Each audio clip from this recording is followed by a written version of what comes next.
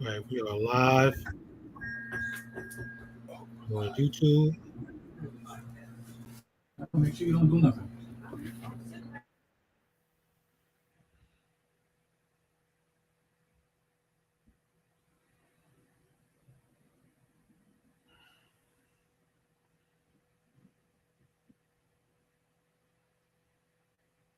Hello.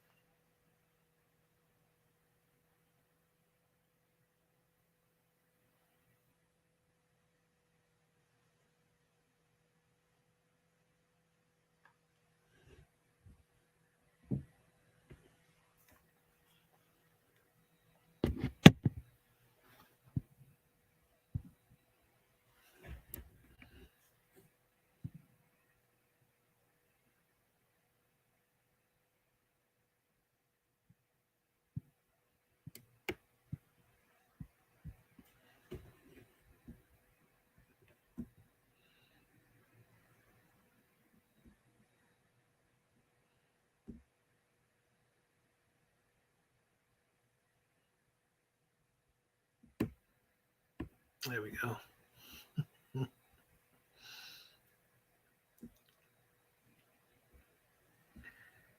All right. Now remember, guys, I'm recording this live, so we're waiting on Langley to get done on his side. So give us a minute. Yeah, you're muted. What There you go. what platform? I'll share this link. I know we're live right now. I'll share this link. What is this from? Yeah, I'm Relationship streaming stuff. on YouTube. I'm streaming on YouTube right now. Okay. Yeah, I'm streaming straight to my YouTube channel. So I was letting everyone know that we getting ourselves together here. That in case anybody's watching. Give me 1 second, and I'll share this.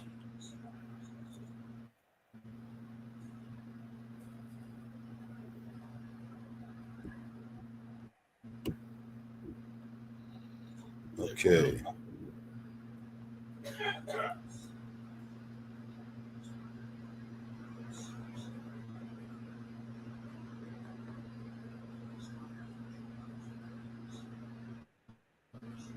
Oh, it's purple pill perspective.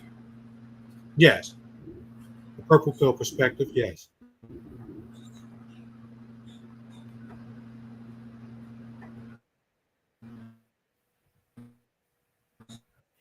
I wish I could do something about this glare. Here we go.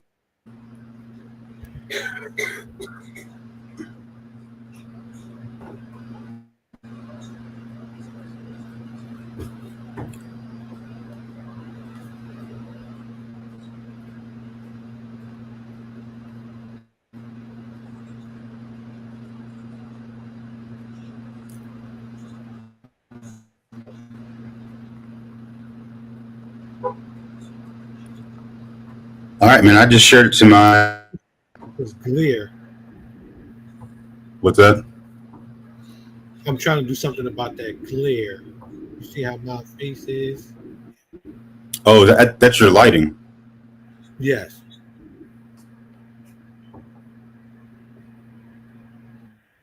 Trying to do something about that. So I know we're live. I'm gonna put something in the chat for you. All right.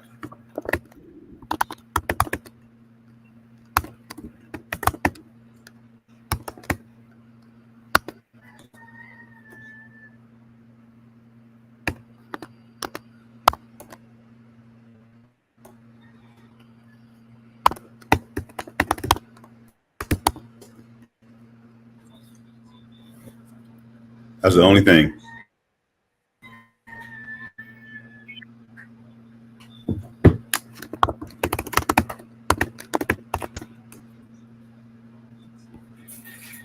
All right. All right. Yeah, we should be. So I am. Okay. Yeah, we should be. We go. The way we're gonna get through it, we should be done in about probably like 45. Yeah, 45 minutes. Cool. I'm ready whenever you are. All right. So let's go ahead and do the regular spill. All right. Welcome to the podcast, guys, and welcome to the channel here on the Purple Pill Perspective. As you see today, we have with us Mr. Langley Shazor. He is an author. He is an entrepreneur. Um, he's a YouTube, Facebook, Instagram, all different platforms that you can name. Inspirer and content creator of all things. He is actually also a pastor, um, um, and many different things. I'm getting fumbled over my words. So many different things I can name here today. And also, as you see, the book Baby Daddy Changing the Narrative is actually available. It came out on January 7th. As you see, I'm going to move out the way so you guys can see that. January 7th, 2024. This is actually the book that I have in my background that is available for release on Amazon as we speak. And I don't want to take too much time on the intro because I want to get right into this because I'm excited for this interview. So I want to get right into this. What I want to do, just to let you guys know, I want to talk with Langley on a chapter by chapter basis, so that way you guys, I'm not ruining it for you guys, but we're just gonna talk a little bit about each chapter that. If you're okay with that, Langley, we're gonna. Your microphone is muted. Sorry, no, that's great, man. I have found myself in several conversations since the release of the book, actually quoting the chapter titles to people as we're having the conversation. So this will be a very unique opportunity to kind of dive into those a little bit. Yes. So we're gonna go ahead and get right into it, guys. Excuse my intro, but me and Langley are really good friends. Throughout this interview, you're gonna see that Langley is a very amazing person. I probably didn't do him any justice with that intro, but he's a very amazing person, a very focused individual, many different endeavors that he has going on. So excuse my intro. So without further ado, guys, let's get right into this. So Baby Daddy Changing the Narrative. Let's first talk about the title, the idea of the title. Let's talk about that. Yeah, man. As I've talked about on several other interviews, and first, let me thank you for bringing me back on. As you've already said, we are good friends. We've had lots of great conversations, Yes. and I appreciate your support. Not only just purchasing the book, but reading the book. You and the Davises from Black Men Event 2 were you guys did an endorsement for this book, and I can't thank you enough for that. So I do want to give you those kudos for all you've done, on all the support you've shown me over the years. But as you've heard on a couple of other interviews that I've done, the whole concept is that we need to, what I would like to see is the removal of that term altogether. But be that as it may, at least we can reframe and redefine what that term means. And that's what this book's really about, is saying, we may not be able to get away from the baby daddy moniker. However, we could at least have it be more positive and more impactful, and something that people can say, yes, person's the baby daddy, but it's not the negative connotation that we have traditionally associated with that term. Right. Definitely. Because as the term itself, I heard mentioned in another one of your interviews, the term itself can actually cause people to think that changing the narrative of baby daddy. Let's first think about this, right? People believe that the baby daddy moniker should stick because that's what a baby daddy is the daddy of the baby. But when we think about it, the children are the ones who use daddy. So to say that the baby daddy is not relevant The children are the ones who say daddy, because when you look at the word itself, right, it don't make no sense. Baby daddy changing the narrative. You look at it, baby daddy is for the children. Daddy is for the kids. The wife or the mother or the ex-girlfriend or the one who's in a relationship with you should say, this is the father of my children. If you agree. You see, I agree. And I think right that's the delineation that we have created between father and daddy, right? Is right. one has less importance, less prestige. You know, they seem to be a different order of magnitude, right? A father indicates someone who is taking care of responsibilities and doing what it's supposed to be doing, and a daddy is just someone who contributed to the creation of a child, right? So we as society as really are the ones who have created this separation between terms. Right, exactly. So that goes into chapter 1. Not so easy stuff. Um, let's take something from the book, right? Most women will want you there if you show interest. So it says, Mm-hmm. "No, you're probably thinking you're right. You lost your mind. I can assure you, you have been present at plenty childbirths, or right after, to know the most. So know that almost all women wish the father could be there." That's taken right from the book, and said most women want to show interest. They want the dad to be there. They would like Mm-hmm. for the father to be there. And we both know that. So in thinking about even changing the narrative of that, could we look at it that most women make it impossible for the father to be there, and then they would say, "I want him to be there," but in the background, they're keeping him from being there. If you understand, if I made that logical enough. Yeah, I think that I wouldn't say that most women. I think inherently, when you are looking at bringing a child into this world, the foundation, regardless, and this is why it's the not so easy stuff, right? Regardless of Right, what your experience has been and your family dynamic has been, when you get ready to bring a child into this world, no one wants to do that by themselves. Right? So right, I don't think that any woman goes into this thinking, I can just do this by myself. Everyone wants to have a family unit, a nucleus. Everyone wants to be with their partner that they're creating this child with. So I would not say that it's most, but what I would say is that there are some women, and we know this. This is a statement of fact that do make it very difficult for a father to be present and to be involved. Now, I don't want to dive into what creates that, because there's a whole number and a whole myriad of different factors that play into that. But I will say that yes, there are some people who do make that a much more difficult task than it needs to be. right. Because when we look at the difficulty of keeping the dad from being there, right? We also look at the promotion of the narrative not being changed. Because Correct. if you can work behind the scenes, keeping the dad from being there, you're actually trying to keep the narrative alive, because you want people to believe that he should be called the baby daddy because he's not being there. But behind the Mhm. scenes, the guy is pushing to be there, but you're trying to keep him from being there. So that's not so easy. You see, I would believe, if that if It's that not. It's not.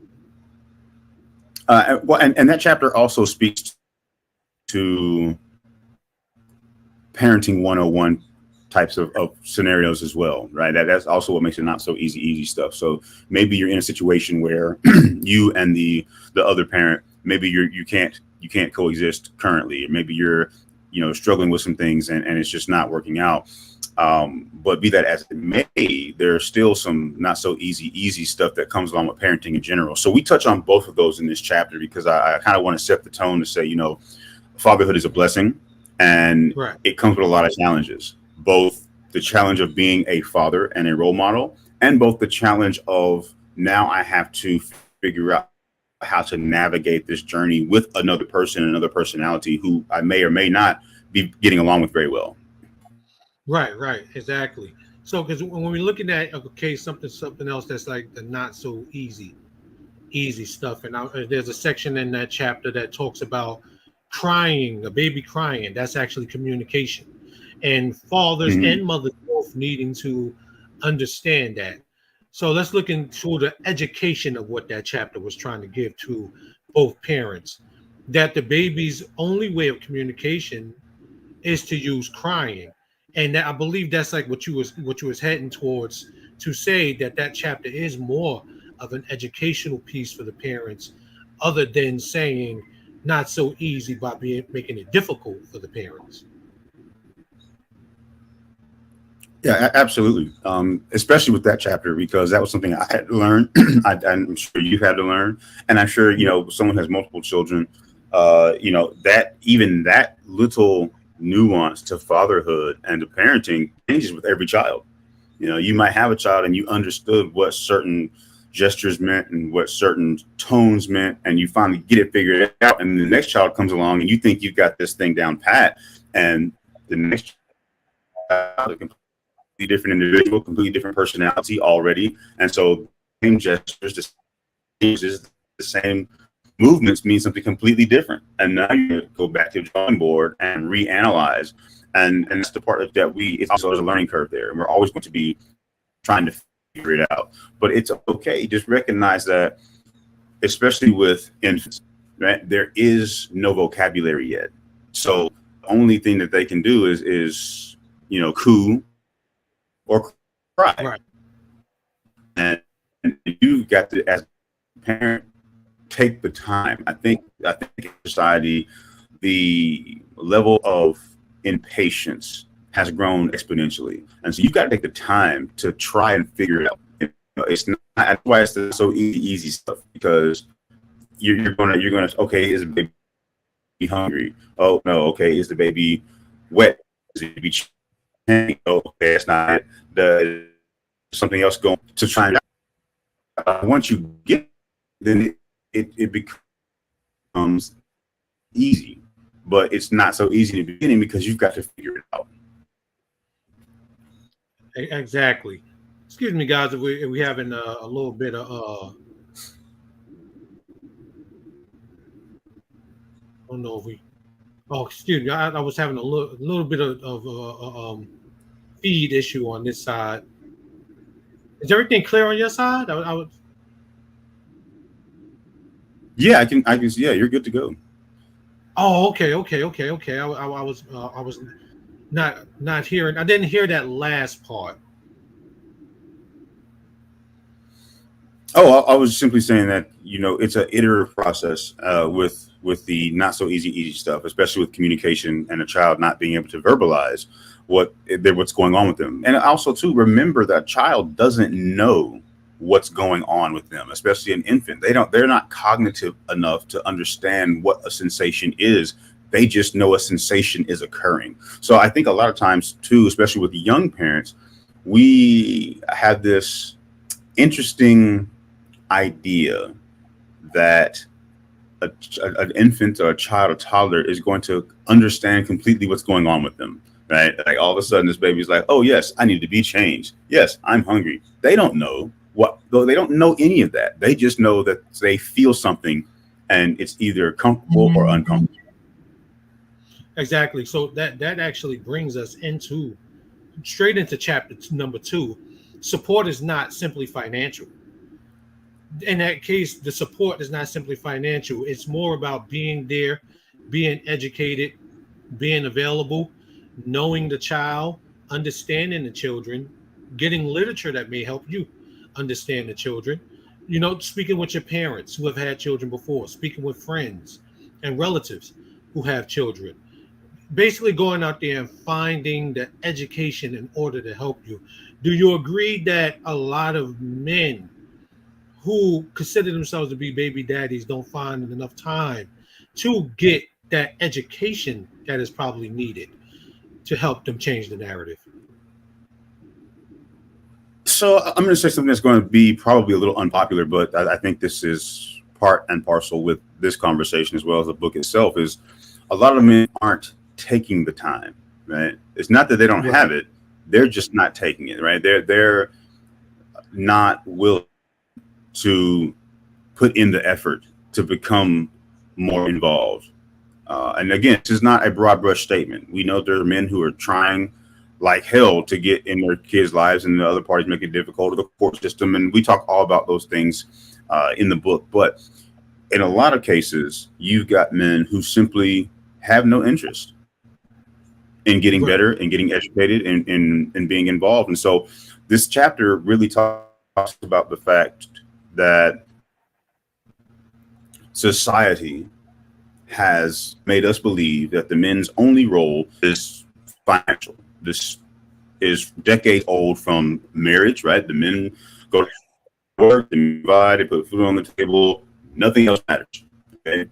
And what I want to understand is men are supposed to be nurturing also. This is something that we've got to get away from and change as well. We can be nurturing, we should be affectionate, we should be emotionally competent, and be able to engage with our spouse or our significant other and our children in an affectionate, loving manner. And that's something that I didn't grow up with, something that a lot of my peers in my age group didn't grow up with. And so that's a lot of what we're talking about too, is because a lot of us didn't grow up that way. Many of us are simply passing that down, right? We're just emulating what we know, as opposed to taking the time, like you just said, to find education to become better. So a lot of what we talk about in this book, a lot of what my purpose is to shift away from what has been the traditional model for how a man should operate in the household, or a man should operate with his children. And that's what this book, that chapter in particular, tries to bring to the table is, listen, the court may say it, the mother may say it, society may say it, but that does not make it true. Support is more than just money. Yes. I know in today's world, we have many different outlets where people find their education for relationships on social media. And there's a narrative that's being pushed that men have to be strong and masculine and just provide and don't be there as natural nurturers. And they tell us that women are natural nurturers. And in this chapter, you mentioned your role does not end at being a provider. We may not be natural nurturers, but we are capable ones. And men are capable nurturers for children as well. Can you expound on that a little bit? Absolutely, man. And great statement, great question, because that is at the crux of this chapter, and really at the foundation of what we're trying to shift here is, you may not have grown up in a household with nurturing men. And then there's a stigma around a man who's emotionally adept and someone who can understand where they are and how they feel, both communicate that and move correctly around those different areas, that they're somehow weak and they're somehow, in a lot of cases, they're feminine. And there's a lot of different ways.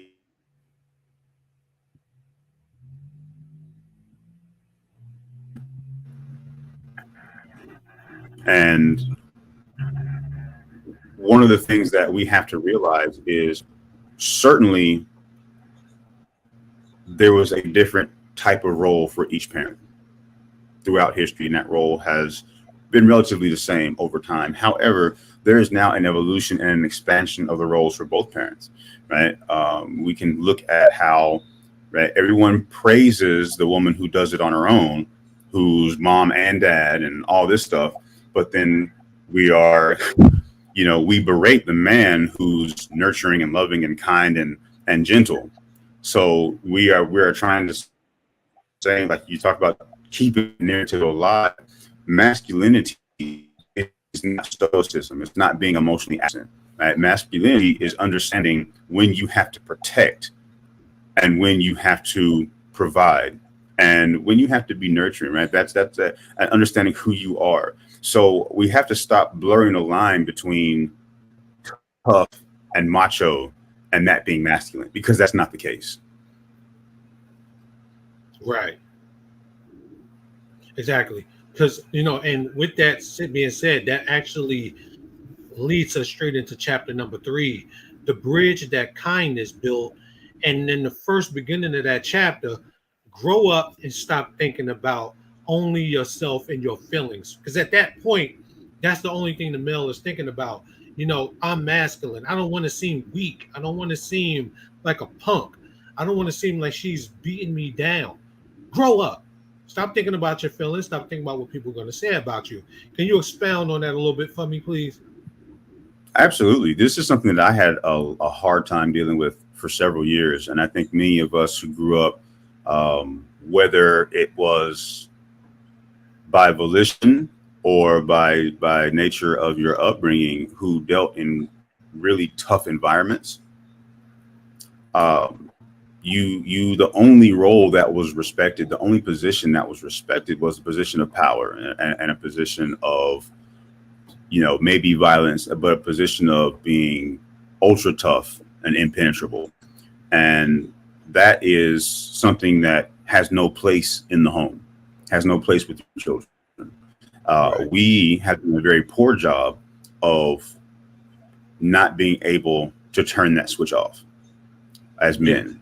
Of course, we just talked about the fact that society kind of doesn't want us to do that, but Right. we can no longer operate under what society deems being accurate if we know, and the studies and the science and the data shows that it is not helping neither the individual nor the collective. So we have to stop, as the people say in the streets, right, getting in our feelings and letting that dictate how we operate, right? As you guys have heard me say, your emotions are valid.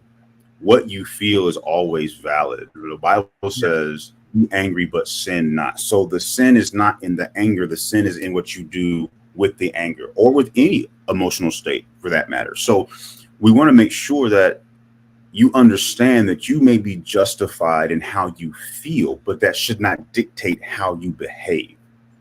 And that's what the bridge to kindness built is talking about. You may be angry. It may be difficult. It may suck. However, it does not mean that you still can't have a relationship with your children. As a matter of fact, I'll share something very unique that happened after one of the interviews that I gave, when I was very transparent about the fact that I was fighting with the court system for over a year, and that I did not allow that to shift the relationship with my child, with my daughter. One of the things that her mother did, she called me. She was like, I had no idea that you were going through that. You were still picking her up. You were still being there for her. You were still nice to me, even though I was being difficult. And she was like, I had no idea you had all this other stuff going on. And right till that moment, that was something that had never been discussed. And I bring that up is because it was very interesting and it was very cool to see the acknowledgement of that fact, right? I can speak from experience that this is a way that you can operate and still build something, even though you are in the midst of a tumultuous situation, whether it be with the parent or with the court system or whatever. So the bridge to kindness built really means that you have control over how that dynamic is going to work. You, as the father, have control over how that relationship is going to work. Maybe you only see your kid once a month, but you have the responsibility and an obligation to make sure that once a month is awesome, right? Too many men are out here angry, and then when they get to see their kid, they're still angry, and so they don't even get to enjoy the time with their kid. You've got to learn to separate that. Exactly. And learning to separate that also goes along with what I'm going to do is merge into chapter number 4. She isn't a fallback option. A lot of times, what we've heard over the years, I've heard it in many rap songs and different things of that nature. A guy would say, oh, I love my baby mother. I never let her go, quoting DMX. So what a lot of men would do is they'll use their baby mothers for sex. They'll use her, for any type of means, money. They'll use her for, a house to stay there with her, and as you even mentioned in the chapter, unless you are going to be in a committed relationship with her, quit stringing her along for your own gain. And a lot of what you mentioned there is stringing her along for your own gain. and worrying about what others are saying to, basically make it seem as though you are being the person that you want to be, but in the long run, things are not looking the way they should for the child because it's all about you, and it's all about what you think you should be doing. Yeah, and beautiful segue because the bridge that kindness built is really talking about being able to separate yourself. It's not about you and that Yeah, relationship. So that's exactly what we're describing here. Is the bridge that kindness built specifically talks about you have to be pleasant in the face of adversity. But when you look at that across the emotional spectrum, what you are also seeing is that you are creating an unhealthy environment by simply stringing on your child's mother, right? If you are not going to be there, if you guys are not going to commit to something, then you're keeping her in an unstable emotional state, which then translate to the children being in an unstable emotional state. They may not be able to completely understand or comprehend what's happening, but children are very, very intuitive. So if they see that mom's always upset or that you are always arguing, they're always going to feel anxious. They're always going to feel uneasy. They're always going to feel fear. And this will inherently change the way that they develop mentally yeah, and cognitively, as well as how they develop emotionally. So it's bigger than just you, right? And that's really what we're talking about, as you just beautifully elaborated with the merger here from 3 to 4. Is it's not about you. And the more selfish you become, the more people you hurt. yes, So exactly. you have, again, holding someone accountable. The way all that shapes out, the relationship with the other parent, the relationship with your child, how your children's relationship will be with their friends, how their relationships will be in school, all of that is a direct reflection of what they see you doing. Exactly. Exactly. And what are you doing as a dad, and what are you doing to make the parent child relationship better? Segueing into chapter number 5, be consistent or be absent. Now, Woo! a lot of men would have an issue with that. Be consistent or be absent, man. What is that supposed to mean? It means you're either gonna be there or you're not. See, the problem is you can't use her for your own gain, because in that case you're not being consistent. You're only using them when you want them. Mm-hmm. So you have to be consistent. You have to be a dad. It's important for the children to see you, to know who you are, to know your Yep. name. That way they know your name. So when people say, who is that guy? The children are coming and say, that's such and such, my daddy, so that the mom doesn't come in and say, that's my baby daddy.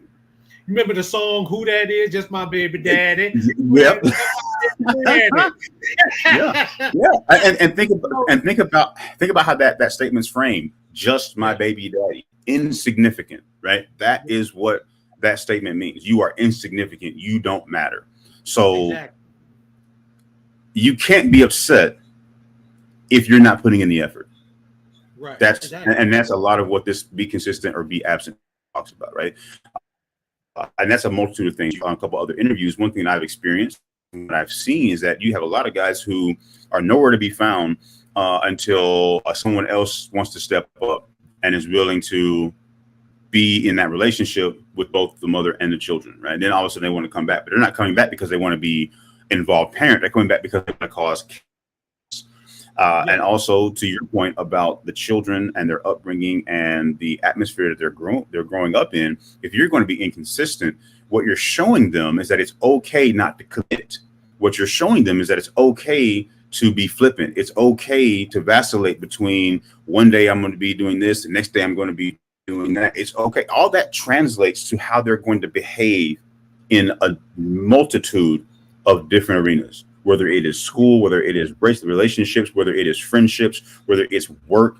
So many people are in, maybe this starts to happen when a child is older, they're going to go to the workforce, and you are showing them all the wrong ways of how to conduct yourself in a developing society and be a positive contributor to that society. Exactly. So let's segue right into chapter number 6. Stop being a bitch and be tough and be caring. Basically. Yay. how that chapter comes in to tell the gentleman, be tough and be caring at the same time. Nobody's Yep. saying you're a punk. Nobody's saying you're weak, but you can be tough and be caring all together. As you mentioned here, Absolutely.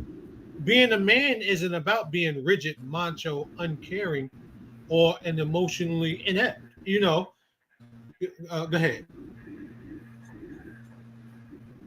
Yeah, no, you're exactly right. You're exactly right. And this understanding.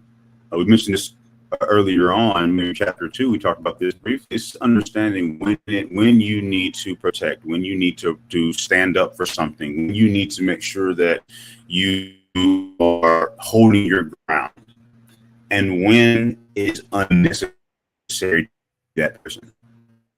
That is something that is learned. We are not taught how to do that. That is something that you have to figure out on your own. And I don't say on your own as though there are mechanisms. I mean is you as an individual have to determine how that switch and that transition from one person to the other person happens. But it must happen. You can be tough. You can be stern. You can hold your children and people accountable. You don't have to be capable and rigid. You can still be caring. You can still be true. You can still love on your kid. You can still be affectionate with your children. All that is important. But know when it's time to have to be more of a protector in the middle. That's the difference. You can't do both all the time. Obviously, you can't roll over and get rolled on, but you can't be completely unavailable emotionally, mentally, spiritually for people either. There's a balance. There's a balance, and you got to figure out what that balance looks like for you and how that balance is managed. So that's even more important. It's not just about finding that balance, but how do you manage that balance? Because you're going to yourself in situations where that ratio is going to shift a little bit. This day you might have to be more this guy longer, but you got to be able to bring that guy back because there's still going to be a time where you got to be the other guy. Vice versa, there's be times where you got to be super caring, super nurturing, super understanding, super empathetic, and this may go on for a day, but then you have to know that okay, things are shifting a little bit. Let me make sure that I stand up for things. I reinforce the boundary. Or I have to understand that it's not a moving target. However, the ratio to how much and when is always going to be fluid. You've got to be able to be flexible and shift with that when time calls for it. Exactly. And even with saying all of that, some people will say, I do all of these things and I am fluent, I am emotional, I am available, but it's the system sometimes that pisses me off as we segue into chapter number 7. The system is crooked, but so what? Does the system have to change how you deal with the children? Does the system have to change how you let things affect how you deal with your children? Up, guys, I think we lost them. Hold on. I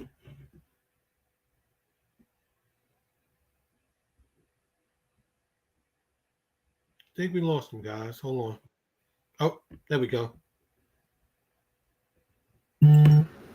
Sorry about that. It looks like my internet just dropped out for a second. But continue with what you were saying. As I mentioned, as you was mentioning, about emotions and about caring, about being there, about being available, and we merged into chapter number 7. Some people will say, "I've done all of these things, but it's the system that's holding me back." I've heard many guys in the past say, "Shy, you won't believe when I went to court that they tried to get me to increase the amount of money that I'm sending my baby mother every month. I try to be there for my kids, but it's the system with the bullshit. The system is crooked, but so what? Why would the system keep you away from being a dad?" Is that what that chapter basically meant? Absolutely. Absolutely. And going back to the story I just gave about that dynamic between myself and my daughter, the whole time I was dealing with child support court and dealing with all this other nonsense, it didn't change the fact that I still showed up. I would still pick her up on time. See, a lot of guys look at that obstacle and then allow that to bleed over into everything else. Oh, because the system's crooked, I can't come get you this weekend. Oh, because the system's crooked, I can't take you to your birthday gathering. Oh, because the system's crooked, I can't come to your basketball game or whatever, right? Those are just examples. But the point being that that's a cop out. I'm sorry. I've lived it. I know guys who have lived it. They fought the system and still showed up for their kids. So I'm sorry. And that's the point of this chapter. Again, unpopular opinion. And we understand what's happening. Again, you heard me talk about in other interviews. We know what's going on with the system. We know the system is designed for. We know that it is inherently trying to keep us out of their lives, out of the home, out of relationships, and all these different things, right? Go back and do your own research. I can promise you that it's there, okay? So I can promise you that it's there. That research exists. That data exists. So we know that the system is designed to keep us down, okay? But until the law changes, or until people step in and want to make a difference in how the law is interpreted and applied, we have to operate under the confines of the law. Does it suck? Absolutely. But do you want to be in jail? Do you want to have your passport revoked? Do you want to have your credit ruined? Do you want to have your driver's license taken? They just changed that law in several states where they're not going to suspend your license anymore. Just now, 2024. How many people have been driving around dirty, as they call it? How many people have been going to jail over suspended license because the license was suspended because they didn't pay their child support? So we know all this already. Yes. But that does not mean you can't figure out a way to still be involved. I prime example in my life, because I like to use my life because I don't want anyone to ever think that I'm just up here like I have all the answers. First of all, I don't. However, I do have experience. Right now, I live in the Virgin Islands. My children still live in the States.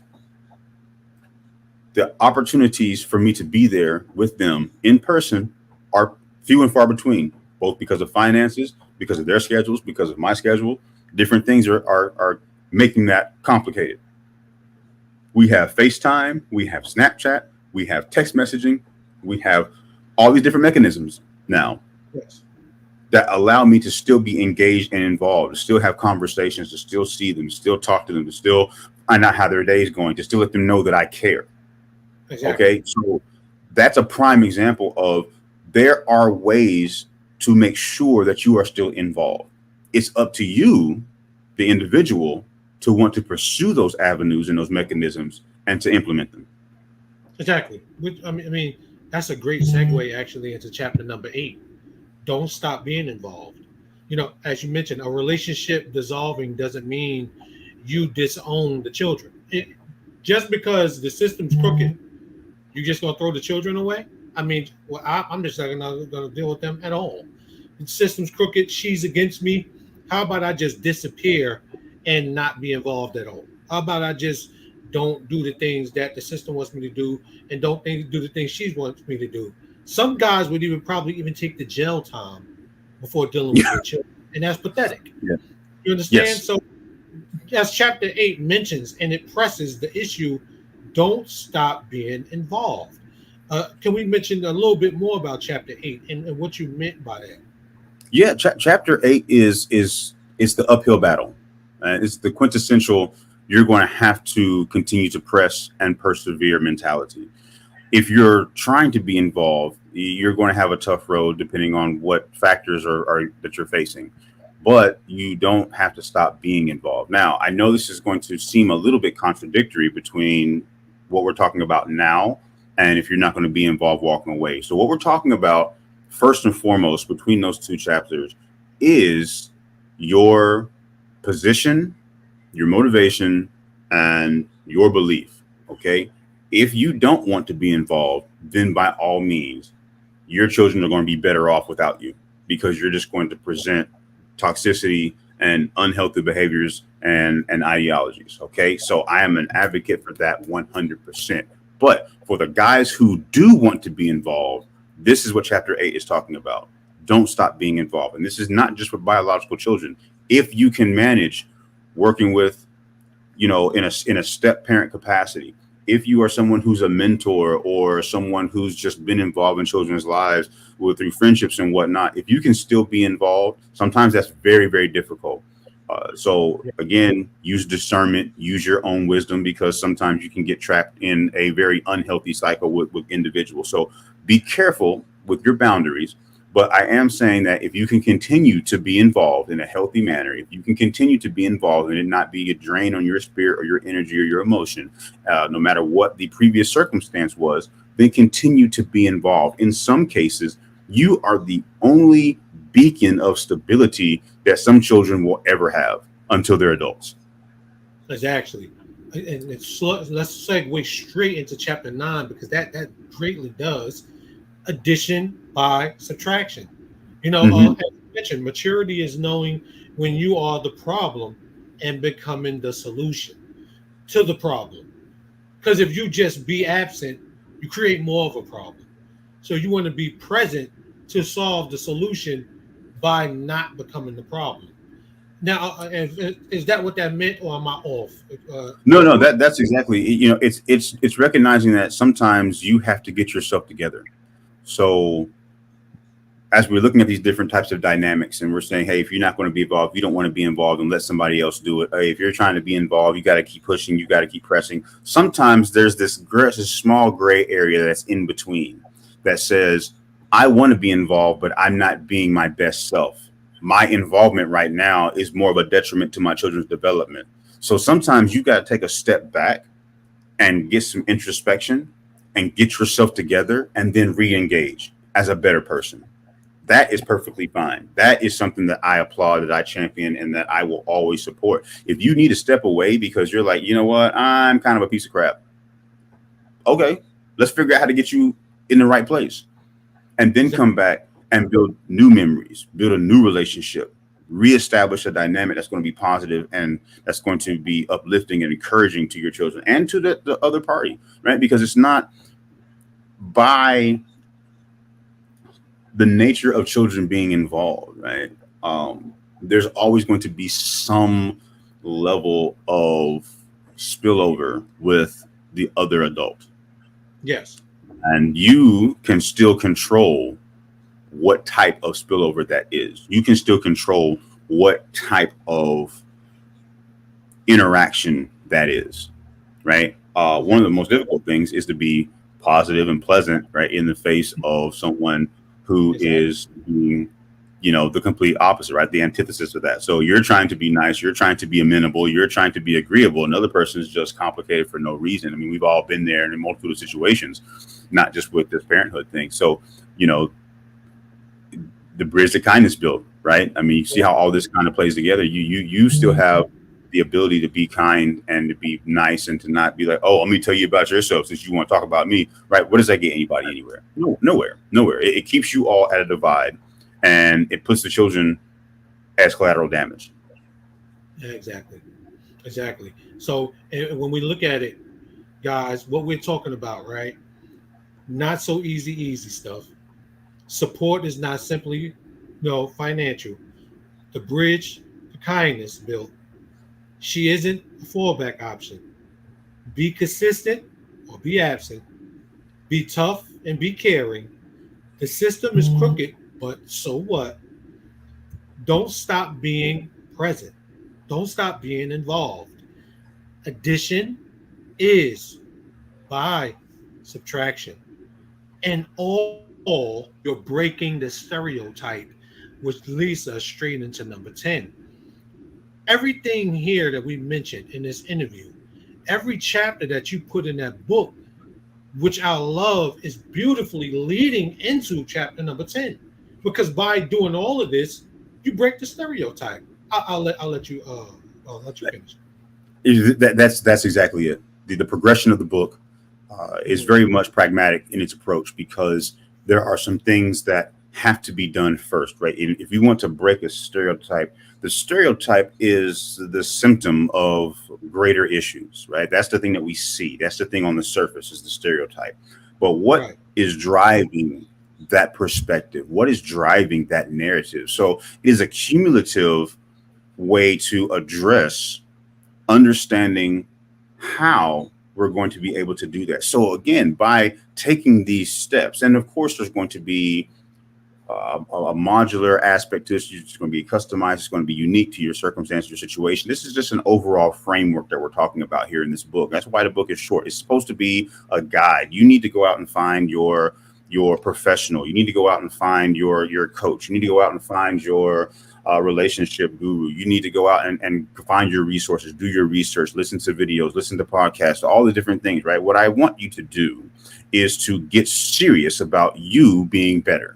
You can only do that if you're going to do the work. So I'm not going to do the work for you. I'm going to give you the map, and then I will guide you on your way. You know, in a very real sense, if you read this book and you're like, man, I need some support, I need some help, reach out to me, and we will talk about some different ways that we can do that and work together, because this is a continuation. This journey never ends. You never arrive. It simply shifts, and you have to readjust and adapt.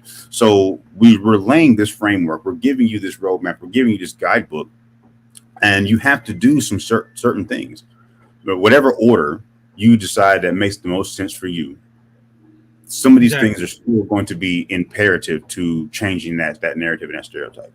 So when we get to this chapter and changing the stereotype, we've done a lot of the background work. We've laid a lot of the foundations. We've done a lot of the transitions. We've made a lot of the changes that's going to allow us to understand that now we are in a position to no longer accept nor be labeled by this negative baby daddy connotation. Exactly. And as we come to a close, guys, I believe that was beautifully segued and beautifully put by Langley. And you see behind me, guys, book released on January 7th, 2024. And as you see, the book is behind me. It's on Amazon. Is that correct? Amazon is where you find it. So let everyone know. You just mentioned how, get in contact with me, speak with me. You're consistently changing the narrative online. So let everyone know where they can find you, how they can get in contact with you if they wanted to learn more about changing the narrative. Absolutely. And thank you again for having me. This has been an absolute pleasure and joy. Well, I love being on your show, man. We always have a great conversation. So I'm all over social media, guys, as Shai was talking about, all over social media. So you can find me. My Instagram is The Casual Word. You can email me at thecasualword@gmail.com. You can also find me on Facebook, Langley, Casual Word Shazor. I also have a public figure page. It's just Langley Shazor. If you want to follow that page, it's got some different content on it, but still uplifting. It's more spiritual content, but it's still uplifting and encouraging. So with all those mechanisms in place, you can shoot me a message on any of those platforms. Of course, you can email me directly. I am always available. And I'm pretty accessible. So if you really want to sit down and have a conversation, if we want to dive more into this, then let's do that. I am here to support. This is not a book that was meant to berate, but a book that was meant to challenge, right? The word talks about how the word is a double-edged sword. So sometimes you got to pierce through some stuff before you can wield the weapon of truth and experience, right? So I want you guys to know that I am here to talk about my experience as an example of what not to do, as well as what you can do to make things better. Exactly. And with making things better, I believe you change the narrative. Langley, thank you again for being on the show today. As you mentioned, we always have a lot of beautiful conversations. We always have a great time, and I've had a great time here. And I'm hoping that everyone who watches this finds some way and finds some possible ability to hopefully change the narrative in their situations. Thank you guys for checking out the podcast. Thank you guys for checking out the channel. Make sure you go check Langley out on all his social media platforms. I thank you again. You guys have a great rest of your Saturday, a great rest of your weekend. And Langley, I want you to sign them out with your excellent excellent statement about I'll let you sign it out. Hey guys, listen. I do want to mention one more thing. Casual Word Radio, anywhere you can get your podcast. He and I have done multiple podcasts together. We've done a panel discussion with us and Black Men Vent 2. Lots of great content, lots of things coming out. So check out the radio as well, the podcast as well. Again, anywhere you get your podcast. But it's always a joy and a privilege. Thank you guys again for joining us. Sai, thank you for having me. And we're going to continue to do all the great work that we can do. So at this point, we say, let's change the way that we think so we can change the way that we live. And until next time, stay blessed. All right. Thank you.